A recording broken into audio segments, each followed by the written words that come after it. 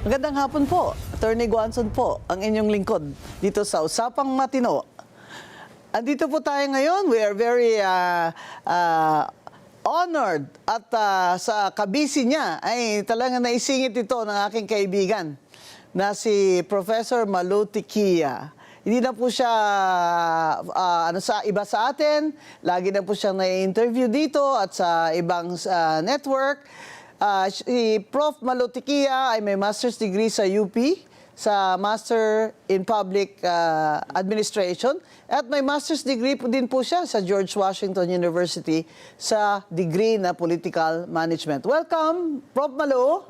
Welcome. Ay, salamat ha. Salamat sa paanyaya. Magandang hapon, magandang araw sa iyong mga tagapakinig at nanonood. It's a pleasure to be here. Thank you. So, Prof. Malu, let's get down to business right away. Itong declaration ni VP Sara na tatakbo siya as president, anong ibig sabihin nito? Well, yan ay nagpapahayag lamang ng kanyang intensyon para sa 2028. Dinadala rin niya yung usapan ng politika sa issue ng impeachment. So, from an arena where she is viewed as a defendant rather, she is now converting the arena into frontrunner sa 2028. Pag ginanon mo, Attorney Guanzon, yung field, pumapasok ngayon dun yung kung ako ang congressman, paano ako? Correct. Alam mo, yung mga congressman, they're political animals. Yes. Ha? So, syempre, hindi naman sila kakampi doon sa alam nilang matatalo. Syempre, gusto nilang kumampi doon sa posibleng mas mananalo. Oo. Kaya, ito pong impeachment ngayon, Prof. Malu, ay may narinig ako na ang mga nag-uusap daw mga congressman ayaw na nilang pumirma kasi baka daw marisbakan sila. Oo. Sa eleksyon. Kasi presidential ito eh. Tama yan, Attorney Bing, no? Nakita naman natin na tinitingnan kung kakayanin yung 1/3 na direct sa Senado. Last Wednesday, refer sa committee. Ayun. So, dun pa lang, unang victory yon ng mga sumusuporta kay VP Sara kasi hindi natuloy kaagad sa Senado. Unlike before. Unlike before. Oo. Pero ang balita ko, talaga daw kukuyugin siya for 2 months, talagang i-demolish siya sa House of Representatives bago mailagay sa Senado. Pag nagtanong-tanong ka sa mga kaibigan natin doon, tahimik sila, ayaw magsalita. Pero ang body language, parang nahihirapan magkaroon ng quorum. Alam naman natin yan, pag walang quorum, mahirap, no? Hide and seek. Oo, tapos kahapon may nagsabi sa akin na hindi na daw medyo pinapansin ang chairman ng Committee on Justice Si Luistro. ng mga members. So, hindi ko alam kung yan ay pangitain of the things to come. Kasi kung titingnan mo yung impeachment charges ng 1 to 3, almost the same eh. Yung 4th lang ang naiiba. At ang balita ko yan ay upon the instigation of Speaker Martin Romualdez. Paano pong pagkakaiba ng fourth complaint? Yung 4th ay tungkol lahat sa bangko. Bangko ni Presidente Digong, bangko ni BP Inday. Para mabuksan. Para mabuksan. Yes. Oo. So, in other words, it's an indirect hit. Para may issue sa kampanya. At linalabas na ngayon yung SALN. At that time, ang SALN pwede pang baguhin. Allowed ka ng batas. Ngayon, hindi na dahil inamendahan nila yung batas. So, makikita natin na talagang lahat nakatuon sa 2028. Hindi naman accountability, politika talaga ang kanilang direksyon. From the start, these impeachment complaints have always been political. Saan ka makakita ng Vice President ng bansa na siyang tatakbong presidente sa 2028 ay 4 ang kaso ng impeachment? Saan ka makakita na para lang kunyari na hindi naman siya lang, ay may nag-file din ng kasong impeachment kay Bongbong Marcos. Kaya itong palaisipan nila sa Senado, kung makakuha sila ng 16 votes, kahit na sabihin nilang mag-absent pa si Bato, ay kailangan pa rin ng mga senador na pro-impeachment ng 16 votes, which they do not have. Oo. Hindi ba? At mahirap ang 16, ha? Kasi makikita mo yung math. Ang akala yata nila, pag naminusan ng 3 dahil dyan sa flood control projects, yung 2/3 liliit. Hindi. Ang Constitution nakalagay. Oo, ang Tama. Constitution Tama ka, nakalagay na attorney. dapat 2/3 siya ng total na 24 Oo. na senador. Oo. So, 24, ang kailangan makakuha ng 2/3 ay 16. So, sa ngayon, binibira nila lagi si Leandro Leviste. Ano kaya pakiramdam ni Senator Loren Legarda Oo, dyan? kasi nasa majority siya. Oo. 'Di ba, isa sa 15. Oo. Doon sa 9, ang object nila, alsin yung 3 pa, alsin di si Bato, si 4, si Go, 5.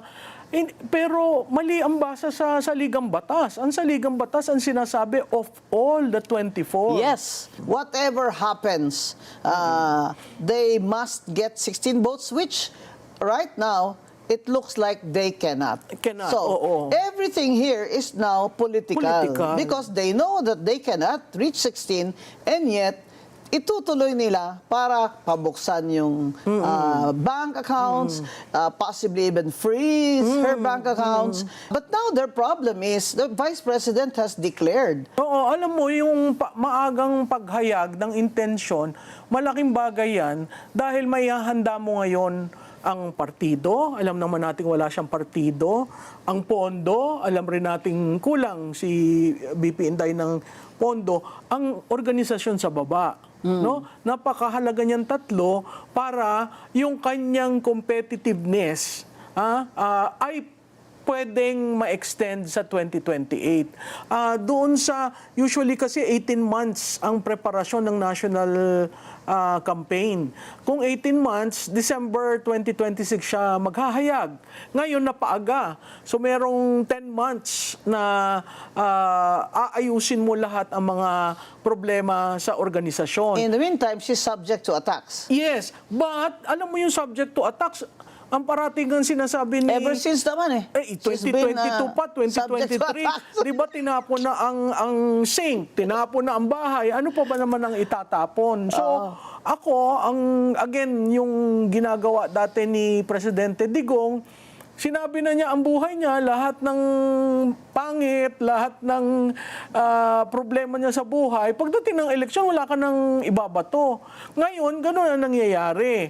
Pero, on the other hand, dun sa mga kalaban, mapipilitan ngayon si administrasyon na, sandali lang, kailangan akong pumili ng kandidato ko. That's true. Una yan. And BBM's problem is he doesn't have a candidate yet. That's one. At pag nagkaroon ng kandidato, pag nag-anoint ka, hindi ba yun kiss of death? Kung ang Oo. numero mo ay ganyan. Ang pangalawa, pagdating mo naman dun sa so-called opposition, bakit ko sinasabing so-called opposition? Hindi mo sila naghahayag na anti-Marcos sila. Sina Rizal Yan yung Tiberos. pink, yung dilaw, at saka makabayan. Di ba? Lahat sila tahimik pagdating kay BBM. So, sino lamang ang natatanging anti-Marcos bloc? Hindi ba si BP at lahat ng mga kaalyado niya? Correct. So, dun kung i-contrast mo ngayon yung opposition, doon pa lang talo na eh. Kasi sa usaping 1.5 trillion to 1.9 trillion, ano sinasabi nila? Tahimik sila. No, wala silang BBM resign. Samantalang dito, consistently, saan napunta ang pondo, sinong nagbulsa, dapat may pananagutan. Correct. Ito naman sa kabila, yun, medyo maghahanap ka lang talaga ng tao, wala naman silang nakikitang maitatapat, no? Talagang suicide yun sa kabila. Ang problema lang, attorney, alam mo naman ito, hawak nila COMELEC. Correct. At So, marami silang pera. Maraming Hawak nila pera. ang mga congressman May at mayors. makinarya. 'Di ba? Pero sa tingin ko naman, itong paghayag ni BP Inday ng intensyon niya, marami nang tumatawid. Yes. Ang problema, hindi porket tumawid ka, kay aakapin at tatanggapin ka agad. Kasi tinatanong, may allocable ka ba? Meron ka bang proyektong ghost?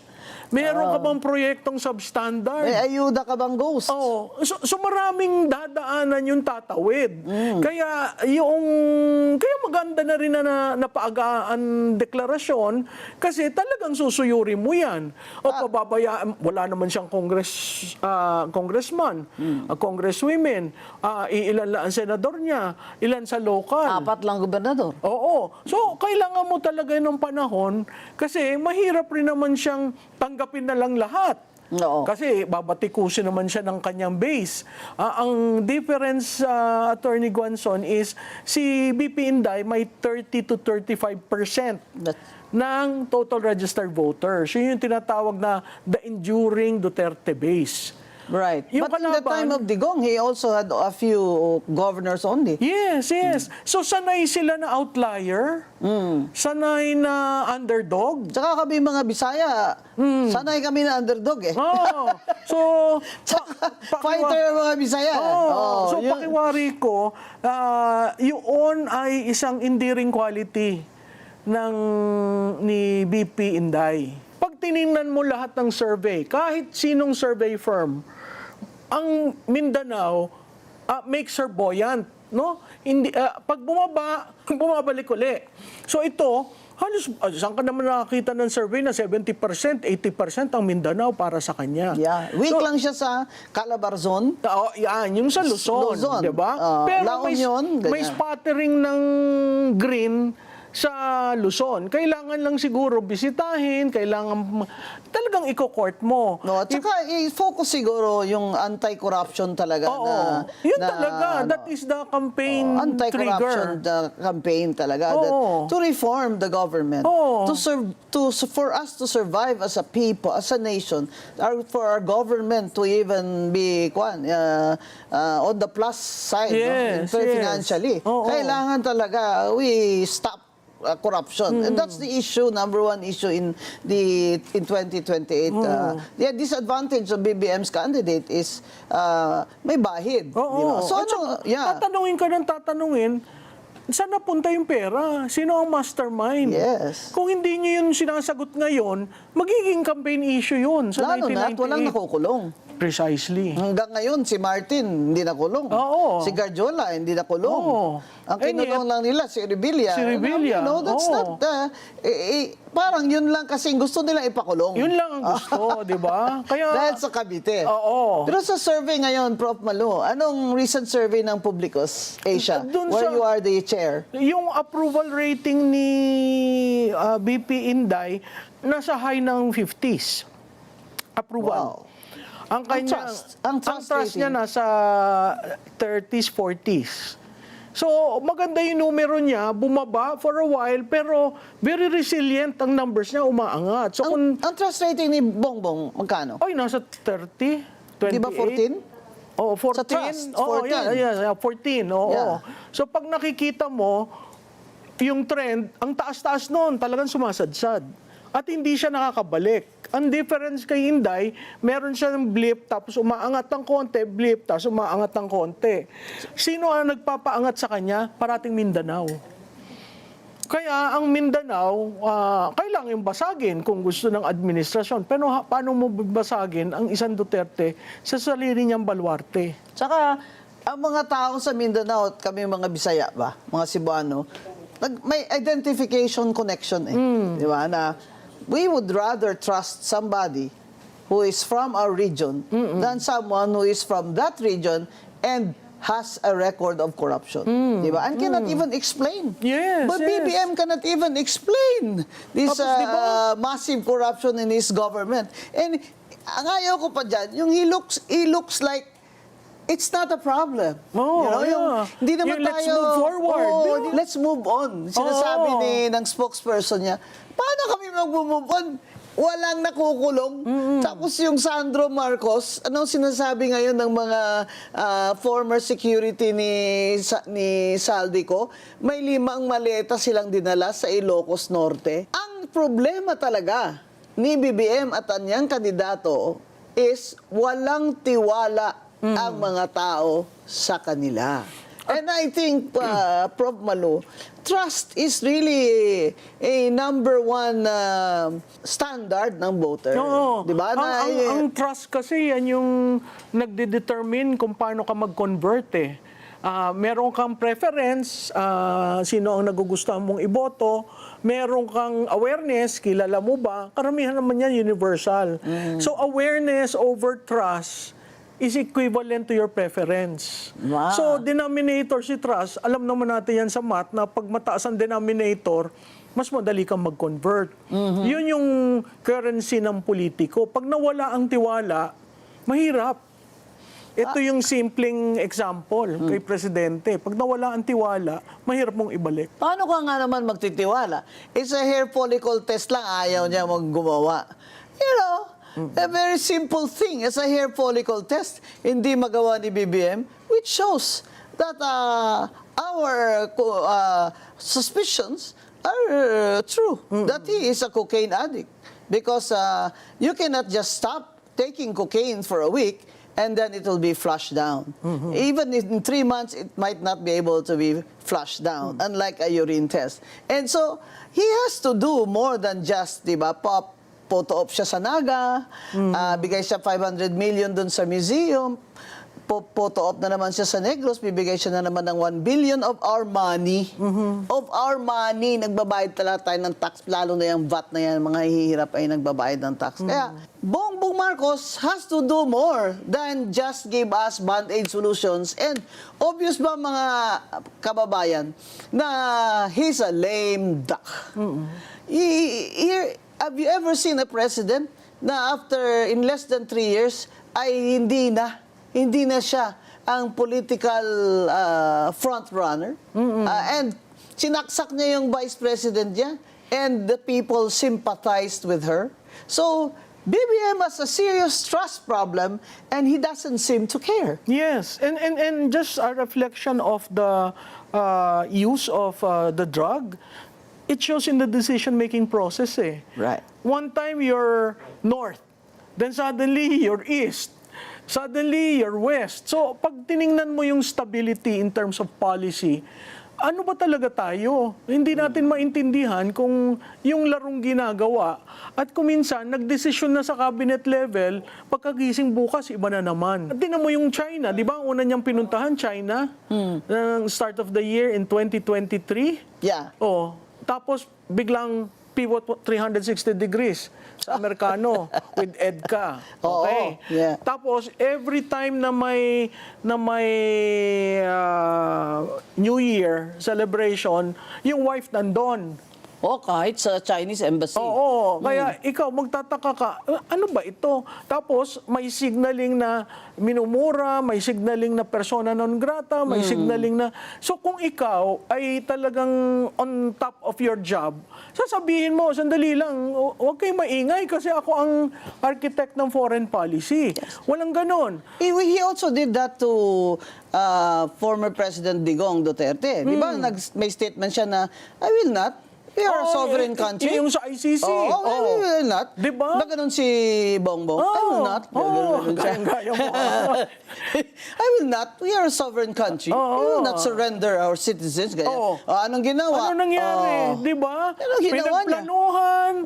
Nakita natin sa revelation ng mga Marines kahapon, may pondong binigay. Lalo na dun sa ICC pumunta dito. Lahat ng meeting is a private hotels. Hindi naman sa government, walang tiningnan na data, ilan lang ang selected na kaya ka magtataka kasi yung unang sabi ng ICC, sino ang mga magwi-witness? Bakit wala pa palang nagwi-witness? Ba't nyo tinangay doon? Di ba? So makikita mo, sandali lang, paano ka ba nag-decide? Bakit sabi mo, sovereign natin yan, paglalaban ko yan, tapos bigla mong pinadala? Pero doon siya nagkamali, ha? Doon. In terms of Hindi na yan- political move. Tapos, That di was ba, a major boo-boo. linibing si tatay nila. Siya nagsabi na ako'y nagpapasalamat sa ginawang ganito ni Juan. Tapos anong ginawa? He just made Digong a martyr. Yes. Diba? And if he dies there, God forbid, Ay, oo. VP Sara will win by a wide Oo, margin. kasi tatlong senaryo yan. o maibalik, siyempre, kasama sa kampanya, matindi rin. Hindi maibalik, ay matindi rin dahil Maawa. yung anak, di ba? Tinan mo ang ginawa siya, pati tatay. Pag namatay doon, Lalo na. naku, Bing. Lalo na. Kung yung kay Cory, ganun lamang, nagsasakit, nanalo ang anak, Na hindi wala namang overwhelmingly. kaplano-plano si Pinoy. Yes. Itong kay Inday Sara, talagang mahihirapan sila dyan sa ginawa nila. Plus ngayon, talagang may balwarte. May balwarte. Mindanao and Eastern Visayas. Cebu, yung Bohol, Dumaguete. Central, Yeah. Central Visayas. Kaya ang parati kong sinasabi, oo, siguro yung preference, she will have to earn that kasi race eh. Pero in terms of balwarte, sino bang may solid base? Sa lahat ng mga kandidato, wala akong nakikita may solid base. Siguro si Ilocos Robredo. is not even bongbongs now. Oo. It's Aimee Marcos and El Shabit. Si Robredo siguro sa Naga. Pero dahil clannish rin ang Bicolano, kung bumoto from Raul Roco to other kwan, pwedeng competitive. Pero Iba rin sa Sorsogon. pag pinagtapat mo sila, sandali lang, ano ba ang governance model? Parati nila sinasabi, itong si Robredo, walang COA. Ito may COA. Ikaw naman galing ka sa COA, di ba? Nagkaroon sila ng ruling ng COA. So anong problema? Hina-highlight nyo lang na gustong palabasin kasi na kurakot. Yeah, that's what I've been saying from the start. Why I opposed that first impeachment against VP Sara. I said that is not an impeachable complaint. Lalo na that COA now has rendered an unmodified opinion. Kasi sabi ko, pag hindi niya ma-liquidate yan ng tama, ipapasulit sa kanya ng COA. Di ba? At saka lang kung ayaw niya isulit, saka siya kakasuhan. Yeah. But that's not betrayal of public trust.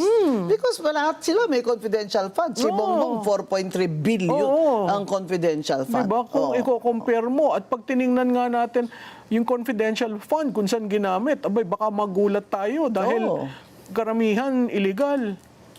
Kasi naman secret yan Pagmalo. Nasa loob yan ng envelope Yeah. Doon yan sa office of the chair ng COA. Binubuksan ng isang director assigned to that. So, kung gusto nila ng Malacanang na magic lang yan, bukas sara. Diba? Puro magbukasan tayong lahat.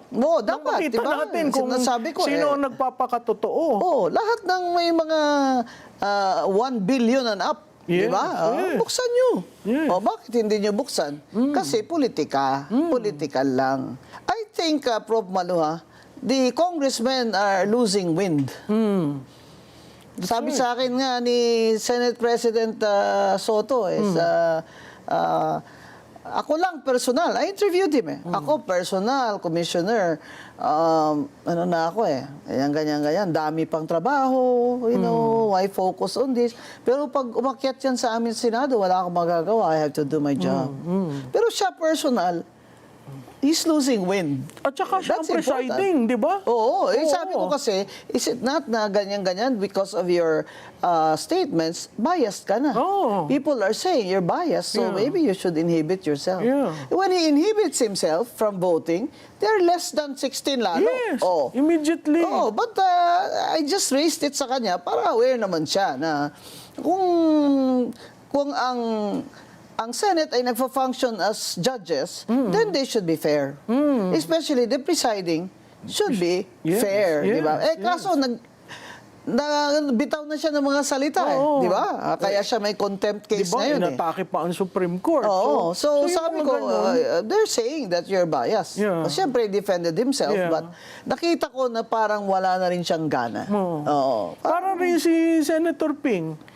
Di ba sabi niya, I will follow where the evidence would lead me.